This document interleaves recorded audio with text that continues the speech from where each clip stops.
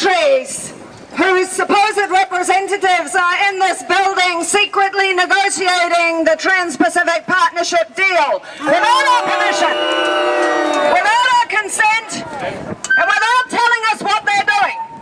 And we say to them, shame! Shame! Shame! Shame! Shame! Shame! Shame! Shame! Shame! Shame! When they talk about this agreement and they try to justify it, they say it's an agreement for the 21st century, a gold standard, not only for the 9 countries in there, but for the whole of the Asia Pacific. They have this grand plan for a free trade area of the Asia Pacific. That is an agreement of the 1%, by the 1%, for the 1%. And we say to them about that, shame! Shame! Shame! Shame! Shame! Shame!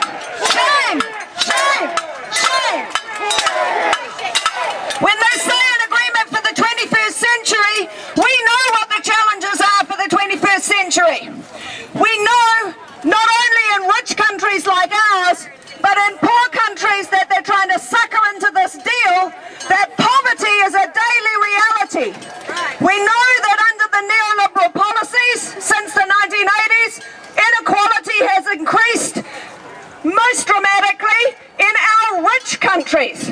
Poverty has remained endemic in poor countries, but the rich have got richer and the poor have got poorer in our countries as well. We know that job insecurity is a daily reality for too many people in our countries. We know that child poverty means that children's future is crippled from the day that they are born.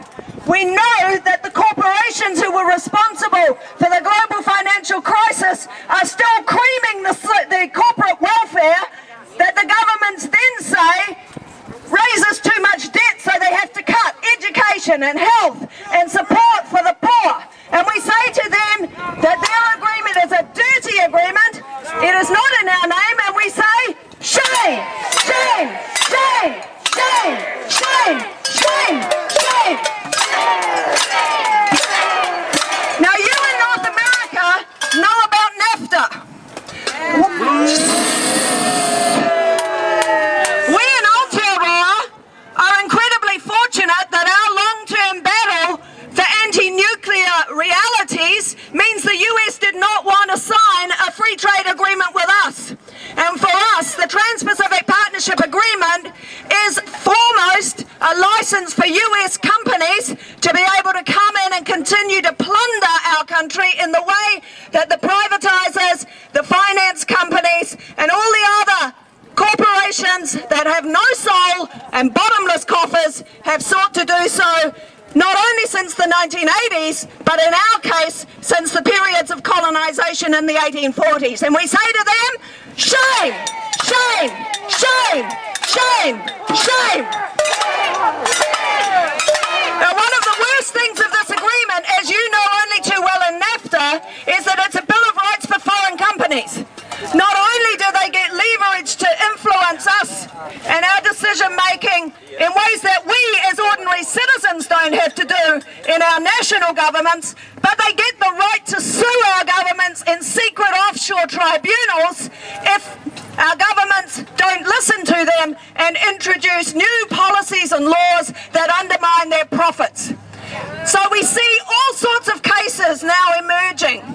Chevron, that paragon of environmental virtue that has desecrated the Amazon basin, had a huge, long lawsuit, and the irony is that they said they didn't think that they could get a fair trial in the US courts, so they wanted it moved to the courts of Ecuador. They asked for it to be moved.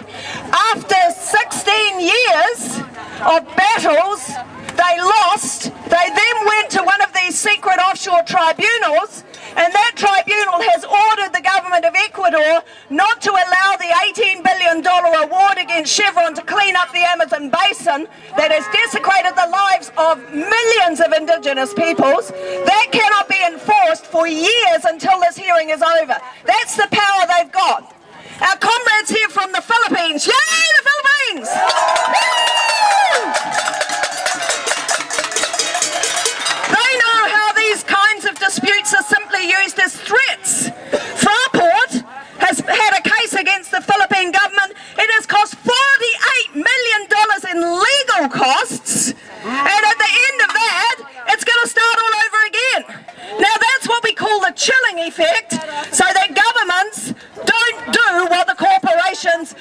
want them to do. Even in rich countries like ours, Australia and New Zealand are trying to have plain packaging of tobacco.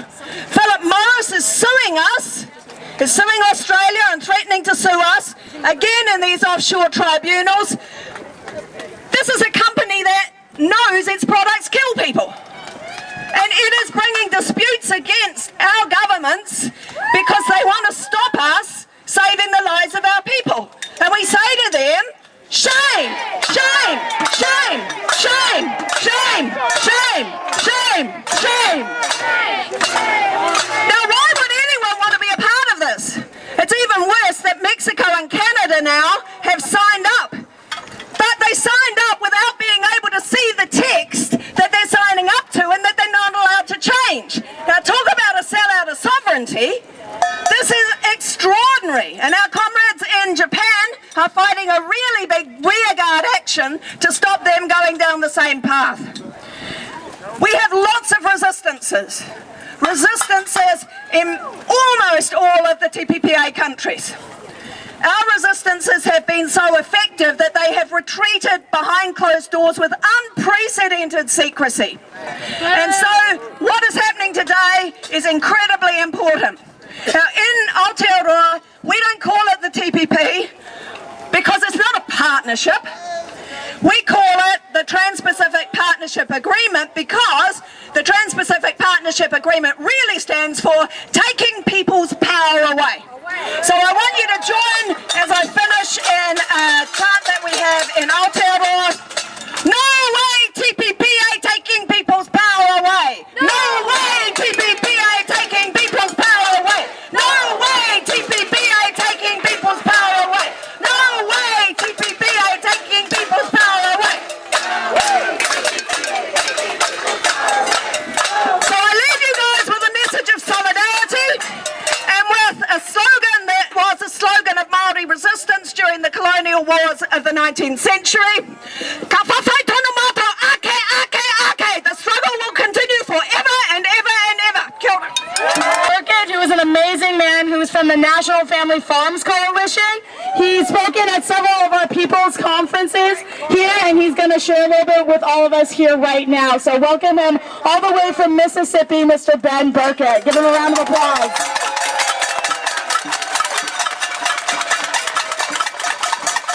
Thank you.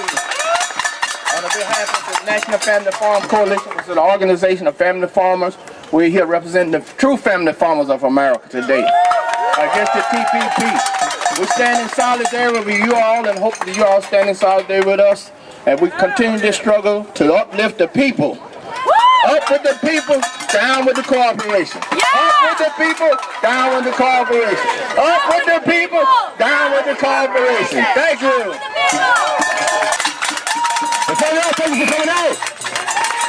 Okay, I was about to speak and usually I kind of wing it, but there's just so much on my head I've had to kind of write it down, so bear with me, alright? I'm by San Diego, how you doing? Where you at? Yes. So, 9 months ago today, I was a confused Obama supporter. You can go ahead and laugh it up if you want, I deserve it. I came to this very spot, reservoir spot, San Diego, here, amongst a bunch of people who would never have previously given each other the time of day, to lend my voice to the frustration with self-destructive patterns of politics in our society, in our economy, and our culture. Over time, I came to see that all the oppression, exploitation, and mental and physical even enslavement in the world serve to keep global corporate interests in the driver's seat. No more blatantly is this proven than in secret free trade agreements like the Trans-Pacific Partnership, which undermine even governments. You know it's bad when both the power and the people agree that the Congress is worthless.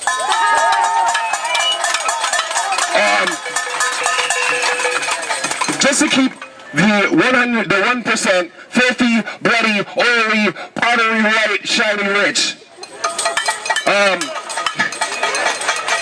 Because merely displacing and exploiting and enslaving and killing the people in the land of these nations just wasn't good enough, was it?